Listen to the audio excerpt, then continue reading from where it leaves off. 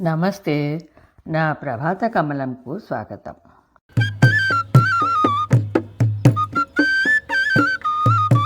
ఈరోజు మన ప్రభాత కమలంలో మీరు వినబోతున్న కథ 'పాళిదాసు కాళిదాసు'. ఇది ఒక హాస్య రచన. ఈ కథను నేనే రచించానండి. ఇక కథలోకి వెళ్దామా?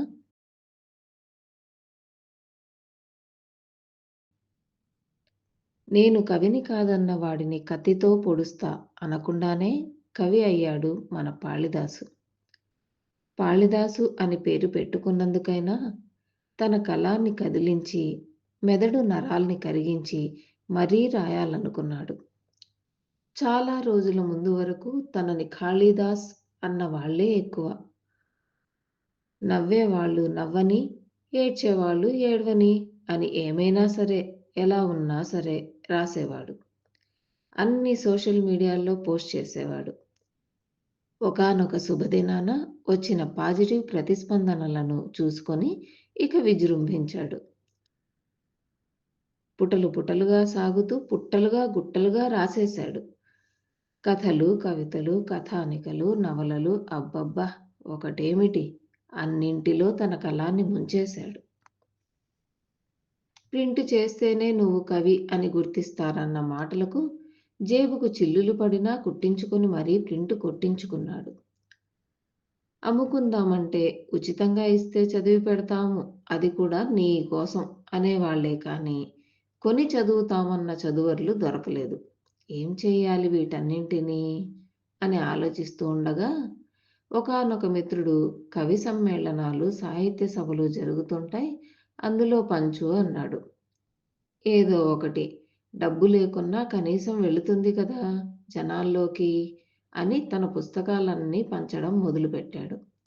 అలా పంచగా పంచగా ఒక శుభముహూర్తాన ఒక సంస్థ వారు మీకు సన్మానం చేయాలనుకుంటున్నాం అంటూ ఇంటికి వచ్చారు. కానీ పాళిదాసు శ్రేయోభిలాషుల బృందం ఒకానొకప్పుడు చెప్పిన మాటలు గుర్తొచ్చాయి పాళిదాసుకి. వాళ్ళు ఏమన్నారంటే, పాళిదాసు, ఇప్పటికే నీ పేరు నిలబెట్టుకోవాలన్న తపనతో జేబుకు చిల్లులు పెట్టుకున్నావు, కుట్టుకున్నావు. సన్మానాలు చేస్తామంటూ ఒక బ్యాచ్ వస్తుంది ఏదో ఒక రోజు. అప్పుడు ఉబ్బి తబ్బిబ్బై జబ్బలు చరుచుకుంటూ, చంకలు గుద్దుకుంటూ, ఆహా, నా వంటి వీరుడు సూర్యుడు కలం యోధుడు లేడనుకొని గాల్లో తేలిపోతూ ఒప్పుకున్నావా? అంతే సంగతులు.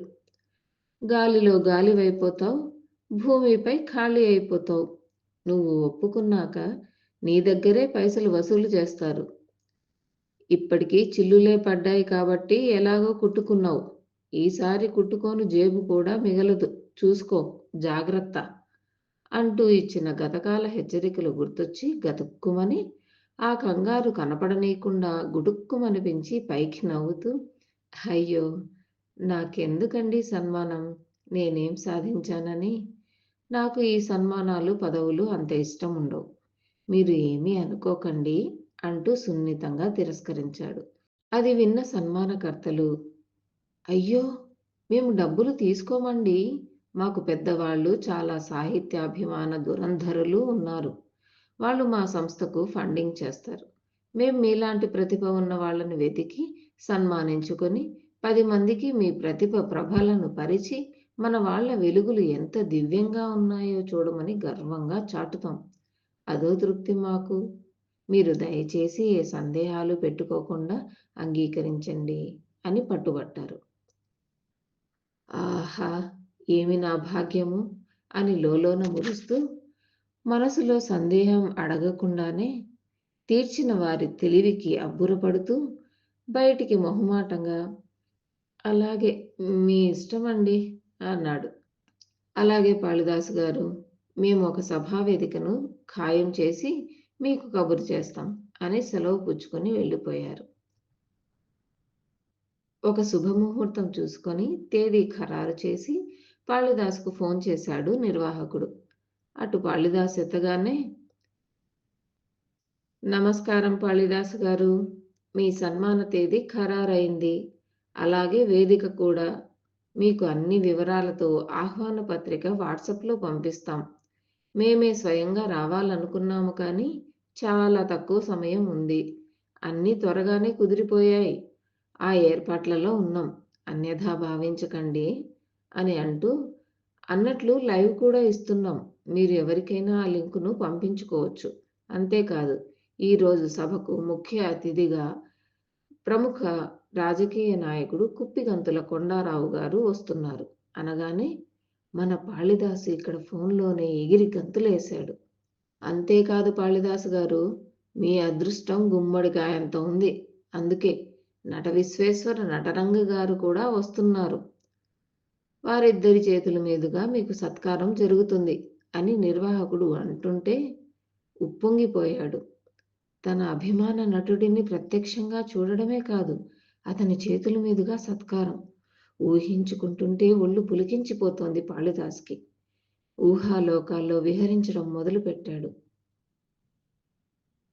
సభలో సత్కారం చాలా ఘనంగా జరిగింది. కుప్పిగంతుల వారు నటరంగారు తనని ఘనంగా సత్కరించి, నటరంగారు తన పక్కనే కూర్చుని, పాళిదాసు గారు, మీ పుస్తకాలు చదివాను. చాలా బాగున్నాయి. ఇటువంటి సాహిత్యం నేను ఇటీవల కాలంలో ఎక్కడా చూడలేదు, వినలేదు. ఎంత గొప్పగా ఉన్నాయండి మీ కవితలు. ఆహా! చెప్పతరం కాదులేండి. అంతేకాదు, మీ కాదన్నారా ఖబర్దార్ నవల చాలా బాగుంది. ఆ నవలను సినిమాగా తీయమని మా నిర్మాతకి సూచించాను. మీకు తెలిసే ఉంటుంది, నేను ఈ మధ్య సినిమాలు చేయట్లేదు. కానీ మంచి కథ వచ్చినప్పుడు మాత్రం చేస్తున్నాను. కథ నాకు చాలా బాగా నచ్చితేనే ఆ సినిమా చేయడానికి సంతకం పెడుతున్నాను. మీ నవల చదివాక తప్పకుండా నేనే ఈ సినిమా చేయాలని అనిపించింది. ఒకరోజు తప్పకుండా కథ డిస్కషన్‌కి పిలుస్తాను అని నటరంగారు అంటుంటే, ఇది కలా? నిజమా? అని ఒక్కసారి గిల్లుకున్నాడు. ఆ గిల్లుడికి తల నరాలు జివ్వుమన్నాయి. చర్మం కంది కెవ్వుమన్నాడు. అప్పుడు అర్థమైంది అది కలే అని. నిలబడి మరీ పగటి కలలు కంటున్నాను ఏమిటిది అనుకుంటూ గిల్లుకున్న చోట మంటగా ఉంటే కాస్త క్రీమ్ రాసుకున్నాడు. శుభముహూర్తం రానే వచ్చింది. కాళిదాసు లోలోపల ఆనందంతో ఉబ్బి తబ్బిబ్బవుతున్నాడు. ఆ రోజు ప్రత్యేకంగా మగవాళ్ల పార్లర్‌కి వెళ్లి మరీ రెడీ అయ్యాడు. దువ్విన తలనే దువ్వాడు. టక్కులు గిక్కులు టెక్కుగా ఉన్నాయా లేదా అని సరిచూసుకున్నాడు. రకరకాలుగా సెల్ఫీలు తీసుకున్నాడు. అద్దం వదల బుద్ధి కానంత అందం పెరిగినట్లనిపించింది. చూసుకొని మురిసిపోయాడు. సమయం చూసుకున్నాడు. అమ్మో! సమయం అవుతుంది. త్వరగా చేరుకోవాలి అని క్యాబ్ బుక్ చేసుకున్నాడు. క్యాబ్ రానే వచ్చింది. మొదటి సన్మానం, అది తనకిష్టమైన రాజకీయ నాయకుడు మరియు కథానాయకుడు చేతుల మీదుగా. వద్దన్నా ఆనందంతో ఒళ్ళు తేలిపోతుంది. రెక్కలు కట్టుకొని ఆకాశంలో మనసు పక్షిలా విహరిస్తోంది. సన్మాన సభకు త్వరగానే చేరుకున్నాడు. పెద్దగా ట్రాఫిక్ లేకపోవడంతో క్యాబ్ దిగాడు. ఎక్కడా హడావిడి, స్వాగత సత్కారాలు లభించలేదు. కాస్త నిరాశపడ్డాడు. లోపలికి వెళ్ళగానే నిర్వాహకులందరూ చాలా హడావిడిగా ఉన్నారు. పెద్దవాళ్లను పిలిచారు కదా, ఏర్పాట్లు చేసుకోవాలి కదా, అందుకే ఇంత హడావిడిగా ఉన్నారు. పర్వాలేదులే అని అనుకుంటూ తనకు సర్ది చెప్పుకున్నాడు. అలా తనకు సర్ది చెప్పుకుంటూ ఉండగానే నిర్వాహకులు కాళిదాసును చూసి నమస్కరించి, క్షమించండి, ఇక్కడ ఏర్పాట్లలో ఉండి మిమ్మల్ని గమనించలేదు. మీకు ప్రయాణంలో ఏ ఇబ్బంది కలగలేదు కదా అని చల్లని పానీయం ఇచ్చి విఐపి సీట్లో కూర్చోబెట్టారు. సభికులందరూ ఒక్కొక్కరిగా హాల్ నిండుతున్నారు. విఐపీలు ఆలస్యంగా రావాలి అన్న రూల్ ఇంకా తెలియని అమాయకుడు మన కాళిదాసు. సభికులతో సభ నిండుగా కళకళలాడుతోంది. స్టేజ్ పైకి ఒక వ్యాఖ్యాత్రి వచ్చి ఆ రోజు జరిగే కార్యక్రమాల వివరాలు తెలిపి ప్రార్థనా గీతం పాడింది. తర్వాత సాంస్కృతిక కార్యక్రమాలు ప్రారంభమయ్యాయి. చిన్నారులు చాలా బాగా నృత్య ప్రదర్శనలు ఇచ్చారు. ఇటీవల కాలంలో తల్లిదండ్రులు పిల్లలకు భారతీయ కళలను నేర్పుతూ చాలా మంచి పని చేస్తున్నారు అని అనుకున్నాడు మనసులో. దేశభక్తి గేయాలు, భక్తి గీతాలతో మరికొంతమంది చిన్నారులు అలరించారు. వేదిక చిన్నారులతో పూలవనంలా అనిపించింది కాళిదాసుకి. వాళ్ల ప్రతిభకు బహుముచ్చట పడిపోయాడు. సాంస్కృతిక కార్యక్రమాలు అయిపోగానే నిర్వాహకులు చాలా హడావిడి పడుతున్నారు. కాస్త ఆందోళన కూడా పడుతున్నారు. కాసేపటికి ఒక నిర్వాహకుడు వచ్చి, "సార్, పిల్లలందరికీ మీ చేత్తో బహుమతులు ఇవ్వండి" అని అడిగాడు. సరే అని వెళ్లి బహుమతి ప్రదానం చేశాడు కాళిదాసు. చాలా సంతోషంగా, గర్వంగా అనిపించింది అంతటి గౌరవం దక్కినందుకు.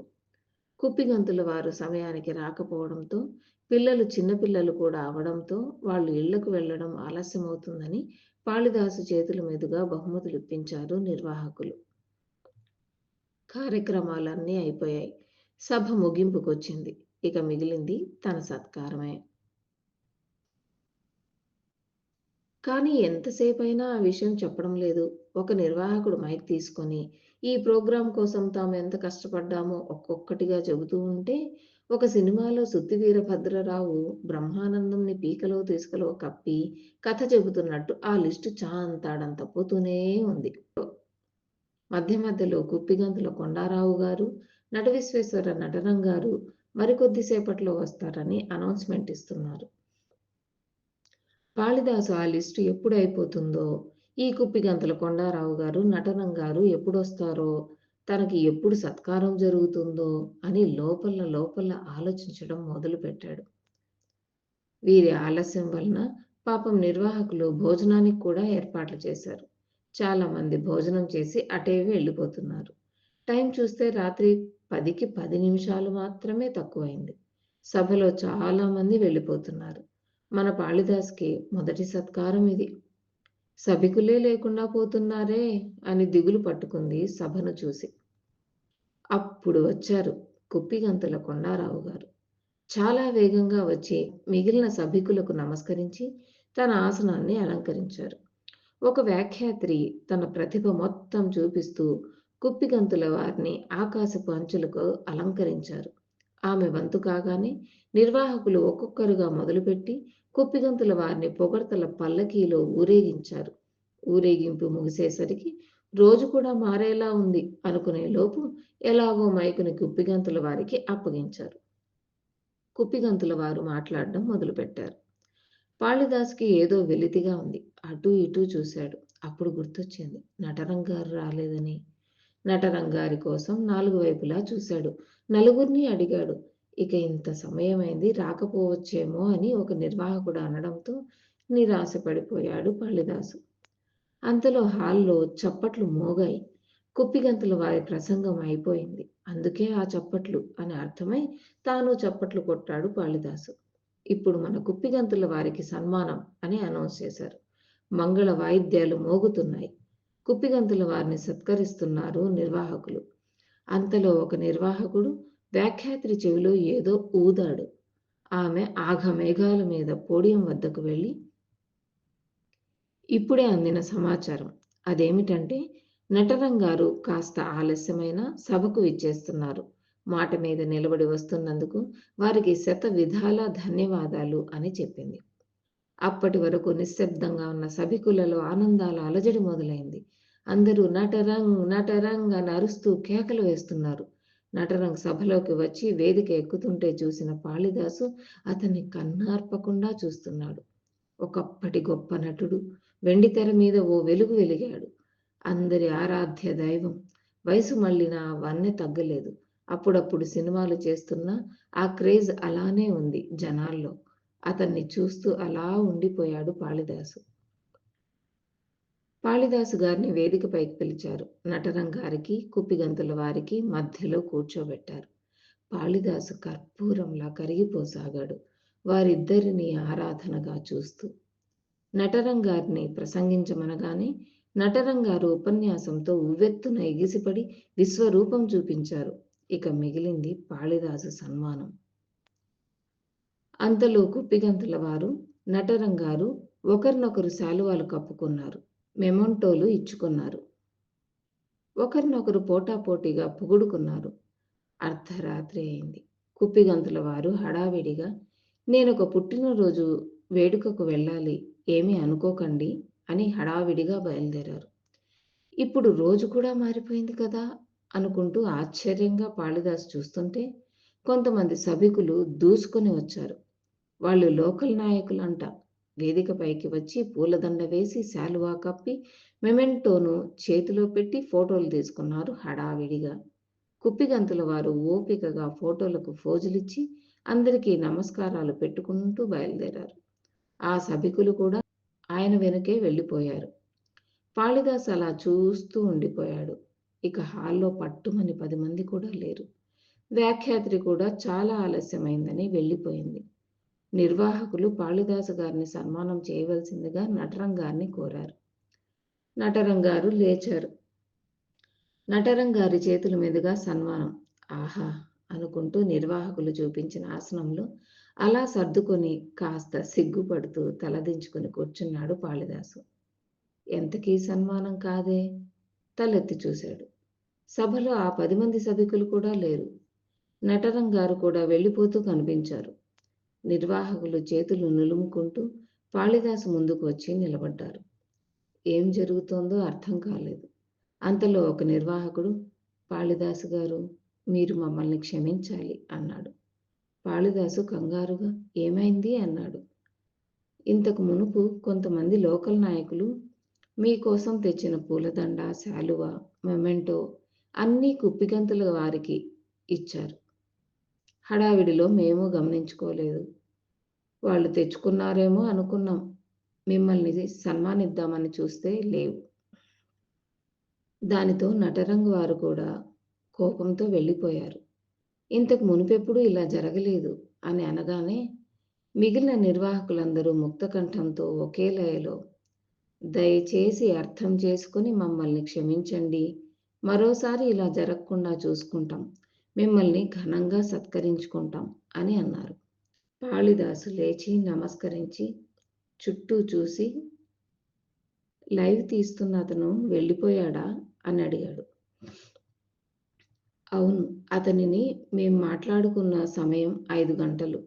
సమయం అయిపోయిందని పేమెంట్ ఎక్కువ ఇస్తామన్నా ఉండకుండా నేను సమయానికి మాత్రమే విలువిస్తాను అంటూ కుప్పిగంతుల వారు వచ్చిన 10 నిమిషాలకే వెళ్ళిపోయాడు అనగానే, పోనీలేండి, లైవ్లో నా పరువు పోకుండా అతను కాపాడాడు. అతనికి కృతజ్ఞతలు చెప్పండి నా తరపున అంటూ నమస్కరించి వెళ్ళబోతుంటే, కాళిదాసు గారు, మిమ్మల్ని ఇంటి దగ్గర దింపుతాను అంటూ ఒక నిర్వాహకుడు వచ్చాడు. వద్దండి, నేను వెళ్తాను అంటూ వడివడిగా హాల్ నుండి బయటకు వెళ్ళిపోయాడు. బయటికి వచ్చి నిలబడి ఒకసారి వెనక్కి తిరిగి చూసి బావురుమన్నాడు. ఇంకెప్పుడు సన్మానాలు చేస్తానంటే ఒప్పుకోకూడదని ప్రతిజ్ఞ చేసుకున్నాడు కాళిదాస్. పాపం, ఖాళీ అయిన ఆశల మనసుతో నేను కాళిదాస్నే అని వెక్కి వెక్కి ఏడ్చుకుంటూ వెనక్కి చూడకుండా వెళ్ళిపోయాడు. కథను విన్నారు కదా. మీ అభిప్రాయాలను మా కామెంట్ బాక్స్లో తెలపగలరని ఆశిస్తూ వచ్చే వారం మరో కొత్త కథతో మళ్ళీ కలుద్దాం. అంతవరకు సెలవు. నమస్తే. గురువారం ఉదయం 11 గంటలకు మంచి కథను కబుర్లో ప్రభాత కమలంలో మన దేవాలయాల గురించిన విశేషాలు మా ఇంకో ఛానల్ సాహితీమాలలో ప్రతి ఆదివారం ఉదయం 11 గంటలకు వినండి. సాహితీమాల లింక్ డిస్క్రిప్షన్ బాక్స్లో ఉన్నది. అది కూడా సబ్స్క్రైబ్ చేసినట్లయితే మీకు మేము పోడ్కాస్ట్ చేయగానే వస్తుంది. తప్పక సబ్స్క్రైబ్ చేస్తారు కదూ. అలాగే మీ అభిప్రాయాలను మాకు కామెంట్ బాక్స్లో షేర్ చేయండి. ధన్యవాదాలు.